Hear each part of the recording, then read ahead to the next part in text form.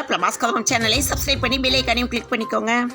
தமிழ்நாட்டில் அரசு கலை அறிவியல் கல்லூரிகளில் 4000 உதவி பேராசிரியர் பணியிடங்களை நிரப்ப ஆசிரியர் தேர்வு வாரியம் அறிவிப்பு வெளியிட்டுள்ளது.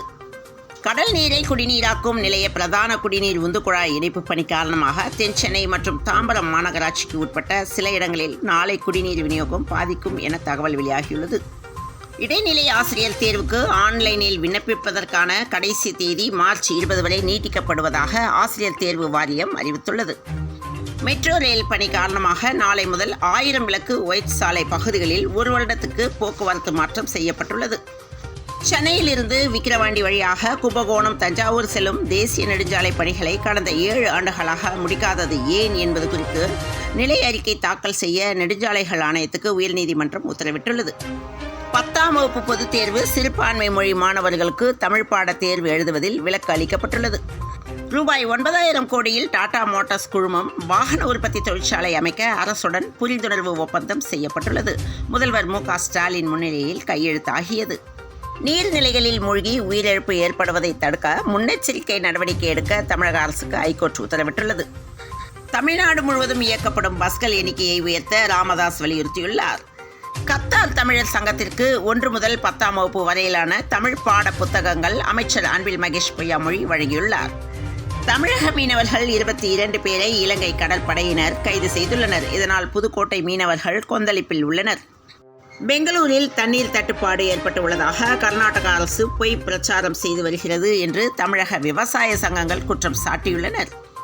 சென்னையில் 10க்கும் மேற்பட்ட இடங்களில் அமலாக்கத்துறை அதிகாரிகள் சோதனை நடத்தி வருகின்றனர். துணை இராணுவத்தினர் பாதுகாப்புடன் அமலாக்கத்துறை அதிகாரிகள் சோதனையில் ஈடுபட்டுள்ளனர். RSSஐ சேர்ந்தோர் எழுதி கொடுப்பதையே ஆளுநர் RN ரவி பேசுகிறார் என திருமாவளவன் குற்றம் சாட்டியுள்ளார். கோவை வெள்ளலூர் பேருந்து நிலையத்திற்கு அருகே வைக்கப்பட்டுள்ள மறைந்த முன்னாள் முதலமைச்சர் ஜெயலலிதாவின் சிலையை அகற்றக்கோரி சென்னை ஐகோர்ட்டில் வழக்கு தொடரப்பட்டது.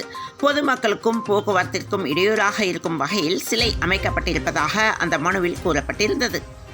உலக பிரசித்தி பெற்ற மதுரை மீனாட்சி அம்மன் கோவிலின் சித்திரை திருவிழா ஏப்ரல் மாதம் 11ஆம் தேதி வாஸ்து சாந்தியுடன் தொடங்கும் என கோயில் நிர்வாகம் தெரிவித்துள்ளது. தொழில் வளர்ச்சியில் தமிழகம் முதன்மை மாநிலமாக திகழ்கிறது என அமைச்சர் TRB ராஜா தெரிவித்துள்ளார். சென்னையில் உணவு பார்சல் வாங்கும்போது கூடுதல் சாம்பார் தர மறுத்ததால் ஊழியர் கொலை செய்யப்பட்ட சம்பவம் அதிர்ச்சியை ஏற்படுத்தியுள்ளது. உதகையில் மண் சரிந்து உயிரிழந்தவர் குடும்பத்துக்கு ரூபாய் 2 லட்சம் நிதியுதவி வழங்க முதலமைச்சர் மு.க. ஸ்டாலின் உத்தரவிட்டுள்ளார். திருக்கோவிலூர் தொகுதி காலியானதாக அறிவிக்கப்பட்டது ரத்து செய்யப்படுகிறது என சட்டப்பேரவை செயலகம் அறிவித்துள்ளது. செருப்பு போட விட மாட்டாங்க என கண்கலங்கிய பட்டியலின பெண்ணுக்கு காலில் செருப்பை மாட்டிவிட்ட ராகுல் காந்தியின் வீடியோ இணையத்தில் வைரலாகி வருகிறது.